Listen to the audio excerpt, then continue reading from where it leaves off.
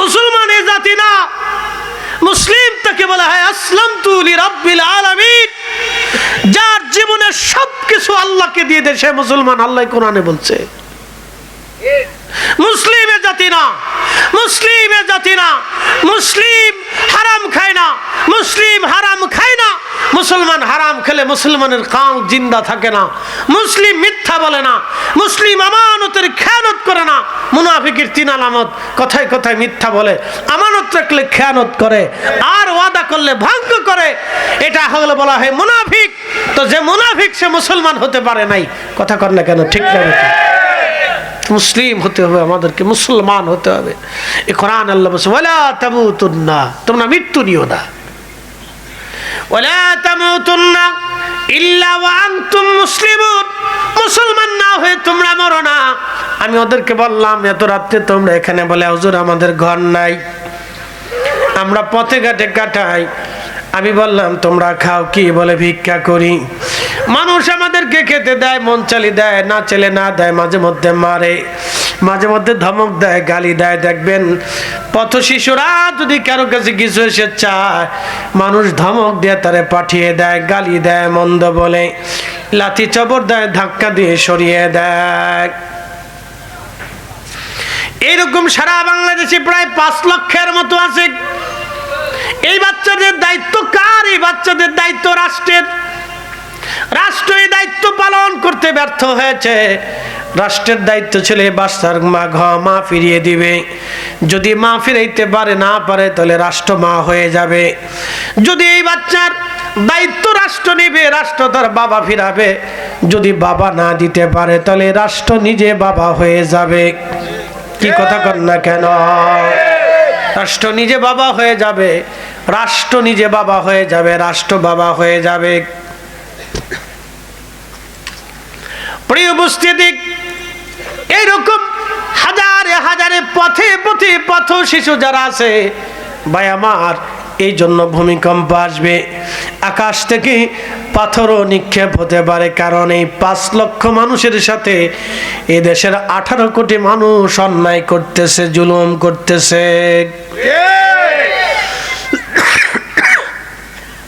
বলে আমরা তো করতেছি না, বলে যারা করতেছে আপনি তাদেরকে সাহায্য করতেছেন।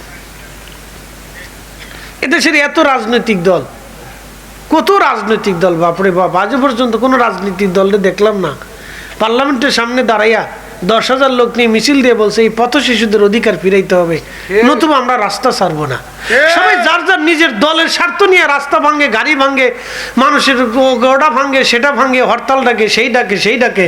কিন্তু এই বাচ্চাদের জন্য আজ পর্যন্ত কেউ হরতাল ডাকে নাই। আর আমরা কিছু হুজুর আছে মিলাদের দাওয়াত দিলে কেন মিলাদ পড়ালে দাওয়াত নেব না, কিন্তু ঘুষ করে যখন দাওয়াত দেয় তখন মসে মসে যায় ওরা মুরগির রান চিপি চিপি কেলিয়ে কেলিয়ে খায়। না, খুব কেলিয়ে কেলিয়ে খায়, তখন খুব মজা লাগে। হ্যাঁ, ঘুষ করে বাদ দাওয়াত নেবে, তখন আর বলবে না আপনি যে ঘুষ করে আপনার বাদ দাওয়াত নেব না, এ কথা কবে না। মিলাদ পড়লে হুজুরের শরীরে চুলকানি এসে যাবে, বাপরে বাপ। হ্যাঁ, কি কথা কেন জোরে বলেন, হক কথা তিতা, মনে কিছু নিয়েন না, বলেন ঠিক হক তিতা। মিলাদ পড়লে মনে হয় যে হুজুরে একবারে খুব নিকৃষ্ট কাজ করে ফেলছে, তখনও আপনার বাদ খাবো না। কেন খাবেন না? মিলাদ পড়ে যান, মিলাদ পড়ি না তো, না পড়লে খেয়ে যান, অসুবিধা কি? পড়েন না, পড়বেন না, কোন বই থাকেন, অসুবিধা নেই তো। আমি তো দাওয়াত দিছি আপনারে, কি কথা ঠিক আছে না? মুসলমান দাওয়াত দিলে আরেক মুসলমান দাওয়াত কবুল করতে হয়। আপনি দাওয়াত নেন, আপনি মিলাদ পড়লেন না, অসুবিধা না, আপনি অন্য রুমে বসে থাকেন, সমস্যা নেই, আপনি খেয়ে যান। আমি দাওয়াত দিচ্ছি আপনাকে, আপনি খাবার খাবেন, আপনি আমার মেহমান। কথা ঠিক আছে না ভাই? আমি মালয়েশিয়াতে গেছি, মালাক্কাতে, ওই চাইনিজ মসজিদ দেখার জন্য, প্রথম শত বছর আগে। তো চাইনিজ মসজিদে যাওয়ার পরে আমি নামাজ কালাম পড়লাম। মসজিদও চিঙ্কু পাঙ্কু মসজিদ, বুঝলেন না? ওদের ঘর যেইভাবে বানায় মসজিদ ওই বানাইছে, ভালোই, খুব সুন্দর দেখা যায়, দারুণ। তো যাওয়ার পরে দেখি ওই মসজিদের পাশে বিরাট বড় বড় ডেকচি খেয়ে এরা তারপর খাওয়ায়, মানুষকে খাওয়ায়, প্রত্যেক নামাজের পরে খাওয়ায়, ভালো। তো দেখি বিরাট বড় একটা টেবিলের উপর অনেক বড় একটা বাসন রয়েছে।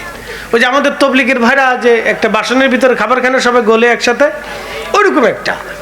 তো ওটার উপরে ভিতরে কলা কলা কলা কলা। তা বললাম কলা খায়, কয় মানুষের কলা খায়, যাক ভালো হয়েছে। তা আমরা জিলাপি খেলে জিলাপি হুজুর, এরা যে কলা খায় তাহলে এরা কলা হুজুর, কথা খারাপ করেছি ভাই। এগুলো আমাদের দেশের হচ্ছে মনস্তাত্ত্বিক অসুস্থতা, এগুলি বুঝতে পারছেন? এর অনেক বড় অসুস্থতা। এই অসুস্থতা যতদিন না যাবে জাতির ভাগ্যের ততদিন পরিবর্তন নাই।